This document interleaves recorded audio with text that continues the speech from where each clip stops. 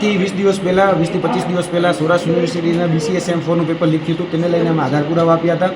તેને લઈને અમે સચોટ આધાર પુરાવા આપ્યા હતા, જેથી કરીને આની ઉપર નિષ્પક્ષ તપાસ થાય, સચોટ તપાસ થાય અને જેને કારણે જે પણ આરોપીઓ છે એને સજા થાય. એ આશયથી અમે સૌરાષ્ટ્ર યુનિવર્સિટીના જે સત્તાધીશો છે, VC છે, એને મળ્યા હતા. VCને મળી અને તમામ પ્રકારના આધાર પુરાવા આપ્યા હતા. પરંતુ જોવા જઈએ તો આજે 25 દિવસ જેટલો સમયગાળો વહી ગયો છે, પણ હજી સુધી કોઈ નક્કર પગલાં લેવામાં આવ્યા નથી.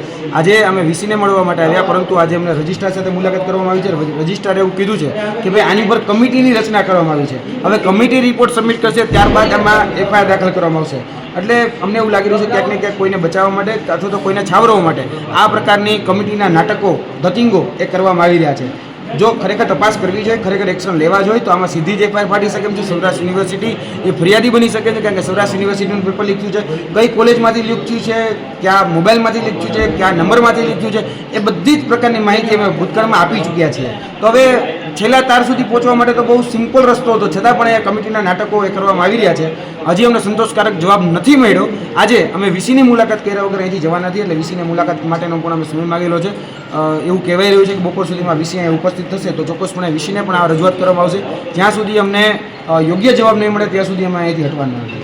આગામી સમયમાં શું ખાસ કરીને જો અમને અહીંથી સંતોષકારક જવાબ આપવામાં નહીં આવે અથવા તો કોઈ નક્કર પગલાં કે નોકર એક્શન લેવામાં નહીં આવે તો ચોક્કસપણે કહીએ છીએ કે આવનાર દિવસોમાં સૌરાષ્ટ્ર યુનિવર્સિટીની અંદર જે વિદ્યાર્થીઓની જે પાંખો છે, AVP હોય, CYSS હોય, NSU હોય, એ તમામ વિદ્યાર્થી પાંખોને સાથે રાખી વિદ્યાર્થી આગેવાન તરીકે અમે સૌરાષ્ટ્ર યુનિવર્સિટીનો ઘેરાવો કરીશું. રજિસ્ટરના ઘરનો ઘેરાવો કરવો પડે તો એ પણ કરીશું અને કુલપતિના ઘરનો ઘેરાવો કરવો પડે તો પણ કરીશું, કેમ કે વિદ્યાર્થીઓના સાથે ગંભીર ચેડા કરવામાં આવી રહ્યા છે અને છાસવારે આ બધી જ ઘટનાઓ બની રહી છે. કૌભાંડો, ભ્રષ્ટાચારો, ગેરરીતિઓ, પેપર લીકેજ, આ બધી જેવી ઘટનાઓ છે છાસવારે બની રહી છે. ભૂતકાળમાં કોઈ પણ પ્રકારના બોધપાઠ લેવામાં ન આવ્યા અને ભૂતકાળમાં કોઈ પ્રકારના એક્શન લેવામાં ન આવ્યા, એટલા માટે આ બધી જ ઘટનાઓનું સતત પુનરાવર્તન થઈ રહ્યું છે. હવે અમે આ પુનરાવર્તનને સાખી નહીં લઈએ અને આની ઉપર ચોક્કસપણે અમે પણ એક્શન લઈશું.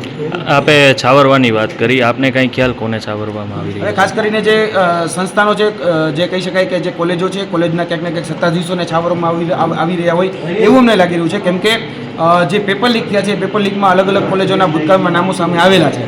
તો આની પર હજી સુધી શા માટે એક્શન લેવામાં નથી આવ્યા એ અમારો સૌથી મોટો ગંભીર પ્રશ્ન છે. ભૂતકાળમાં જે જગ્યાએ ગેરરીતિની ઘટનાઓ સામે આવી છે તો એમાં પણ જે એક્શન નથી લેવામાં. આજ વખતે જે BCSM 4ના પેપરની વાત આવે તો એમાં તો નક્કર પુરાવા આપણી સામે હતા.